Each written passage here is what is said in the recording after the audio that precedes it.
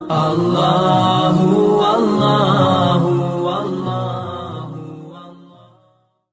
حضرت آدم کی پیدائش کا واقعہ کچھ مفسرین نے لکھا اللہ نے مشورہ کیا تھا فرشتوں سے، وَإِذْ قَالَ رَبُّكَ لِلْمَلَائِكَةِ إِنِّي جَاعِلٌ فِي الْأَرْضِ خَلِيفَةً، لیکن کچھ مفسرین کہتے ہیں کہ اللہ کو ضرورت نہیں فرشتوں سے مشورہ کرنے کی۔ اللہ نے فرشتوں سے مشورہ نہیں کیا، بلکہ رب نے انہیں آگاہ فرمایا تھا کہ میں لگا ہوں زمین پہ اپنا نائب بنانے، میں خلافت دینے لگا ہوں زمین پہ۔ اب یہ تو دینے والی کی مرضی ہے نا اس نے کس کو دینی ہے، یہ تو دینے والے کی مرضی ہے نا اس نے۔ تو کچھ لوگ کہتے ہیں کہ دینے والے سے زیادہ ہمیں پتہ ہے، تو فرشتوں کو بھی یہ اجتہادی خطا ہو گئی، کہنے لگے یا اللہ اسے نہ بنانا، یہ فساد کرے گا، یہ خون ریزیاں کرے گا۔ تو اللہ نے فرمایا جو میں جانتا ہوں وہ تم۔ اللہ اکبر۔ امام راضی فرماتے جب رمضان آتا ہے تو اللہ فرشتوں سے کہتا ہے ذرا یہ کھول کے دروازے دیکھو نا یہ زمین پہ کیا کر رہے ہیں۔ تم تو کہتے تھے فساد کریں گے اور یہ سارے تراویحیں پڑھ رہے ہیں، تم تو گویا کہتے تھے فساد کریں گے اور یہ تو دیکھو گویا رمضان کے روزے رکھ رہے ہیں، یہ تو میری یاد میں نکلے ہوئے۔ تم کچھ کہتے تھے اور دیکھو میں نے تمہیں کہا تھا نا جو میں جانتا ہوں وہ تم۔ اللہ نے پھر حضرت آدم علیہ السلام کو تمام زمانے کے علوم عطا کیے، علم سکھا لیا۔ تو فرشتوں سے کہا تم بھی ان چیزوں کے نام بتاؤ، تو وہ بتا سکے نہیں۔ اللہ نے فرمایا اب اس طرح کرو آدم کو سجدہ کرو، سب نے سجدہ کیا سوائے۔ وہ کہنے لگا یا اللہ صرف تجھے ہی کرنا ہے، کرنا بھی صرف اللہ کو چاہیے، پر رب کے آگے بھی جھکنا چاہیے، اور جس کے سامنے رب جھکائے نا وہاں بھی۔ اور یہ جو عاجزی ہے نا، یہ جو جھکنا ہے یہ علم کے آگے ہے۔ ہماری مصیبت یہ ہے کہ ہم علم کے آگے بھی گردن جھکانے کو تیار نہیں ہوتے، وہاں بھی ہم خود عالم فاضل بن جاتے۔ تو فرمایا کہ سب سے کہا سجدہ کرو، سب نے سجدہ کیا سوائے ابلیس کے۔ تو پھر ہوا کیا وَكَانَ مِنَ الْكَافِرِينَ، وہ کافروں میں سے ہو گیا۔ پھر اللہ نے حضرت آدم کو اور جناب حوا کو نا مقام دے دیا جنت میں رہنے کے لیے، اور کہا سارا کچھ کھانا، درخت کے قریب نہ جانا۔ ابھی آپ کسی سے کہہ دیں تھوڑا سا کہ پیچھے نہ دیکھنا، یعنی اگر میری سمجھ لے ادب کی وجہ سے کوئی 1.5-2 منٹ یا 6 منٹ نہیں بھی نہ دیکھے گا تو سوچے گا ضرور کہ پتہ نہیں اب پیچھے کیا ہے، مصیبت کیا ہے۔ یعنی آپ کہہ کے دیکھ لیں کسی کو، پیچھے نہ دیکھنا فطرت ہے نا انسان کی، وہ جستجو کرتا ہے، کہا اس درخت کے پاس نہ جانا۔ تو حضرت حوا سلام اللہ علیہ کہتے ہیں دل میں خیال رہتا تھا کہ آخر ہے کیا درخت کے پاس۔ یہی انسان کا عقیدہ توحید ہے کہ جہاں سے رب منع کر دے وہاں وہ منع ہو جائے، اور یہ ان کی خطا نہیں تھی، یہ اللہ کی حکمت تھی، چونکہ رب نے تو پہلے کہہ دیا تھا بنایا ہی زمین کے لیے، تو یہ تو سارا کچھ ہونا تھا تو زمین پہ آنا تھا نا۔ تو حضرت حوا اور جناب آدم کے پاس شیطان آیا، اب اس کو نکال تو دیا تھا پر ابھی اس کا جنت میں آنا جانا بند نہیں ہوا تھا، یہ بھی اللہ کی حکمت تھی۔ تو وہ کہنے لگا تمہیں پتہ ہے بعد میں مر جاؤ گے؟ تو حضرت حوا کہنے لگی کیا موت بھی آئے گی؟ کہاں، اس کی تکلیف بھی بڑی ہوگی، تو پھر بچیں گے کیسے؟ تو کہنے لگے پھل کھا لو اس درخت کا۔ تو بچنے کے لیے پھل کھایا تھا، جس طرح لوگ آج بہت سارے کام بچنے کے لیے کرتے ہیں پر بچ سکتے، بچنے کے لیے پھل کھایا۔ تو اللہ نے فرمایا زمین پہ چلے جاؤ۔ تو حضرت آدم زمین پہ آئے، پھر کئی 100 سال روتے رہے۔ فَتَلَقَّى آدَمُ مِن رَبِّهِ کَلِمَاتٍ، تو پھر اللہ نے خود ہی جناب آدم کو کچھ کلمے سکھائے۔ علامہ اسماعیل لکی فرماتے ہیں وہ کلمے یہ تھے کہ حضرت آدم نے میرے نبی کا وسیلہ پیش کیا، تو اللہ کریم نے جناب آدم کی دعا کو مقبول فرما لیا۔ پھر آگے بنی اسرائیل کا ذکر آ جاتا ہے۔ اللہ تعالیٰ نے بنی اسرائیل، آج آپ اسی قوم کو یہودی کہتے ہیں، ان کو اللہ نے اس زمانے میں فضیلت عطا کی تھی بہت زیادہ۔ تو عرب کے اندر جب نبی پاک علیہ السلام نے اعلان نبوت کیا تو کچھ لوگوں نے یہ کہہ دیا کہ اگر یہ یہودی کلمہ پڑھ لیں گے تو ہم بھی پڑھ لیں گے۔ تو پھر اللہ نے انہیں یاد کرایا کہ تم اصل میں کیا ہو، تمہیں کلمہ پڑھنا چاہیے۔ تو اہل یہود کا تذکرہ کرتے کرتے رب کریم نے ایک بات یہ بھی ارشاد فرمائی کہ تم لوگوں کو تو کہتے رہے ہو کہ وہ نبی آنے والے ہیں، وہ نبی آنے والے ہیں، اور جب آ گئے ہیں تو ماننے کو تیار نہیں ہو۔ تو فرمایا تأمرون الناس بالبر وَتَنْسَوْنَ أَنفُسَكُمْ وَأَنْتُمْ تَتْلُونَ الْكِتَابَ، لوگوں کو بھلائی کا حکم دیتے ہو اور اپنے آپ کو بھول جاتے ہو۔ أَفَلَا تَعْقِلُونَ، تمہیں عقل نہیں؟ پھر اللہ نے انہیں یہ بھی یاد کرایا کہ یاد کرو وہ زمانہ کہ جب فرعون نے خواب دیکھ لیا تھا کہ کوئی بچہ اس کی سلطنت کو تباہ کرے گا تو پھر اس نے تمہارے بچوں کو ذبح کرانا شروع کیا اور تمہاری بیٹیوں کو چھوڑتا تھا.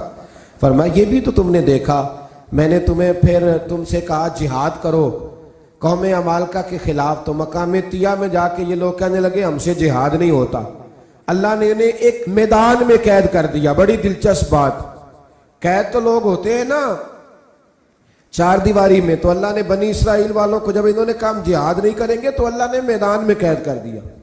میدان میں, یہ یاد رکھیں, جب انسان اللہ کی نافرمانی کرتا ہے تو اسے ایسی قید ملتی ہے جس کا اس نے تصور بھی نہیں کیا ہوتا. ایک میدان ہے مقام طیہ, قید ہو گئے, سارا دن سفر کرتے تھے, سارا دن, تو رات کو تھک کے سوتے تھے, صبح اٹھتے تھے نا جب تو وہیں ہوتے تھے جہاں کل صبح چلے تھے. تو رب جب کسی کو قیدی بناتا ہے تو اسے زنجیروں کی سلاخوں کی ضرورت ہے. دعا فرمائے اللہ تبارک و تعالی غموں سے نجات عطا فرمائے. یہ دعا فرمائے, ایسی قید دیتا ہے کہ جس سے پھر چھٹکارا ہو سکتا.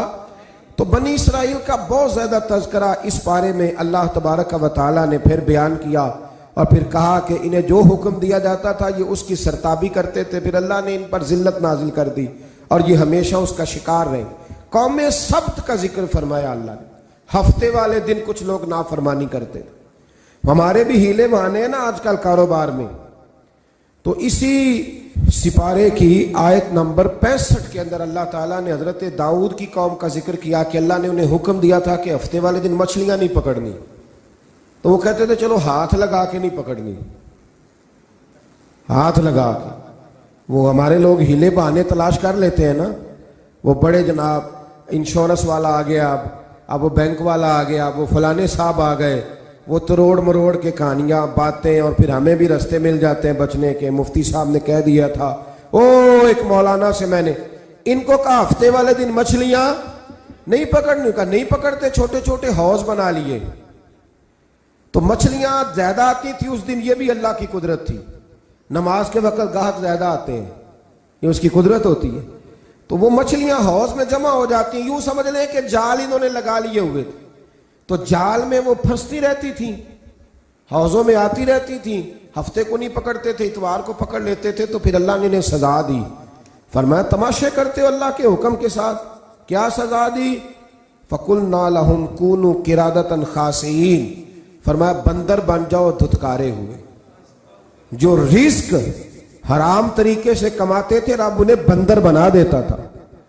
ابھی بھی میں نے دیکھے ہیں بڑے بڑے تاجر پاگلوں جیسی زندگی گزار رہے ہیں. نفسیاتی طور پہ سکون نہیں ہے, کروڑوں روپیہ پڑا ہے. کیوں؟ اس لیے کہ رب کے بتائے ہوئے طریقے کے مطابق تجارت نہیں کرتے. آگے ایک اور دلچسپ بات آ گئی. بنی اسرائیل کے اندر نا ایک شخص نے اپنے چچا کو قتل کر دیا جائیداد کے لیے. یہ دیکھیں کب سے لوگ جائیداد کے لیے قتل کرتے آ رہے ہیں. چچا کو قتل کر دیا, اور قتل کر کے حضرت موسیٰ علیہ السلام کے پاس آئے کہ میرے چچا کو کسی نے قتل کر دیا ہے تو بتائیں کیا کرنا ہے. تو آپ نے فرمایا کہ گائے ذبح کرو اور اس کا ایک ٹکڑا مقتول کو مارو, مرنے والے کو. وہ خود اٹھ کے بتا دے گا مجھے کس نے قتل کیا ہے. اب ارادہ نہیں تھا گائے ذبح کرنے کا تو بہانے کرنے لگے. ارادہ نہیں نہ ہوتا تو پھر کیا ہوتے ہیں, کہنے لگے گائے کس طرح کی ہو, بوڑھی ہو کہ بچی ہو, رنگ کیسا ہو, جوان ہو کہ چھوٹی ہو, حال میں ایک دفعہ چلنا سیکھ گئی ہو یا ابھی نہ سیکھی ہو. تو بتاتے گئے تو رب بھی شرطیں بیان کرتا گیا. گہرے زرد رنگ کی ہو, حال کے اندر اسے نہ چلایا گیا ہو, پانی نہ نکالا گیا ہو, نہ بچی ہو نہ جوان ہو, اس کے درمیان ہو. یہ ساری شرطیں کہاں پائی جاتی تھیں؟ حضرت موسیٰ علیہ السلام کی قوم کا ایک شخص تھا جو اللہ کا ولی تھا. وہ جب انتقال کرنے لگا نا, اللہ اکبر, دیکھو رب ولیوں کی اولادوں پر بھی کتنا فضل فرماتا ہے. وہ جب انتقال کرنے لگا تو ایک اس کے پاس چھوٹی سی بچیا تھی, گائے کی بچی, اس نے جنگل میں چھوڑ دی. کہنے لگا یا اللہ میں تیرے نام پہ چھوڑتا ہوں, میرا بچہ جوان ہو جائے تو اسے دے دینا, اور تو سرمایہ ہی کوئی نہیں. بچہ بڑا ہوا تو بچہ بھی بڑا نیک تھا, اپنی ماں کا بڑا فرما بردار تھا. اس کی ماں نے کہا بیٹا تیرے باپ نے ایک گائے چھوڑی تھی. تو بچہ جنگل میں گیا اور جا کے کہنے لگا اے اللہ میری گائے مجھ سے ملا دے. تو رب کریم نے وہ گائے واپس کر دی. وہ گائے گھر لے آیا, اب وہ کہنے لگا اما بیچ دوں, تو اما کہنے لگی بیٹا میرے پوچھے بغیر نہ بیچنا. کئی دفعہ گاہک لگے پر اس نے کہا جب تک میری اما نہ کہے گی میں بیچوں گا. ادھر بنی اسرائیل والے شرطیں جتنی گائے کے بارے میں پوچھ چکے تھے وہ ساری اسی گائے میں پائی جاتی تھی. تو یہ ڈھونڈتے ڈھونڈتے وہاں پہنچ گئے تو کہنے لگے گائے چاہیے. تو اس نے کہا بھی تمہاری مرضی سے نہیں, قیمت میری مرضی کی. ایک مفسر نے تو یہاں تک لکھا ہے کہ اس نے کہا گائے ذبح کر کے نا تو جتنا گائے کے اندر گوشت ہوگا نا اتنا ہی کھال کے اندر تم مجھے مال بھر کے دو گے, اتنے ہی سکے بھر کے دو گے, اتنی اشرفیاں بھر کے دو گے تو پھر تمہیں گائے دوں گا. تو پھر یہ گائے انہیں ملی اور یہ گائے لے کر کے آئے. زیادہ سوالات نہ کرتے تو زیادہ الجھتے نہ. ہم بھی دین کے معاملے میں بڑے سوال جواب کرتے ہیں, اتنا سوال کریں جتنی اس کی ضرورت ہے. ان لوگوں نے سوالات زیادہ کیے تو پھر الجھ زیادہ گئے. تو میرے بھائی اس کا ذکر بھی اللہ تبارک و تعالیٰ نے پہلے پارے کے اندر بیان فرمایا. پھر اللہ کریم نے فرمایا کہ کچھ ایسے لوگ بھی ہیں یہودیوں میں سے جن کا دعویٰ ہو گیا ہے کہ ہم اللہ کے بڑے پیارے ہیں. فرمایا یہ صرف ان کے منہ کی باتیں ہیں, یہ تو قیامت میں پتہ چلے گا نا کہ اللہ کا پیار کس کے ساتھ زیادہ ہے. اور پھر یہ بھی یہودیوں نے دعویٰ کیا ہے, اسی پارے میں اللہ فرماتے ہیں کہ ان کا دعویٰ ہے کہ ہم اللہ کے بڑے پیارے ہیں, جنت میں ہم ہی جائیں گے. تو اللہ فرماتا ہے پھر مرنے کی دعا تو کرو, جنت میں تو مار کے جانا ہے نا. لیکن رب فرماتے ہیں یہ کبھی مرنے کی دعا نہیں کریں گے, اس لیے کہ انہیں پتہ ہے کہ ہم نے آخرت کے لیے کیا بھیجا.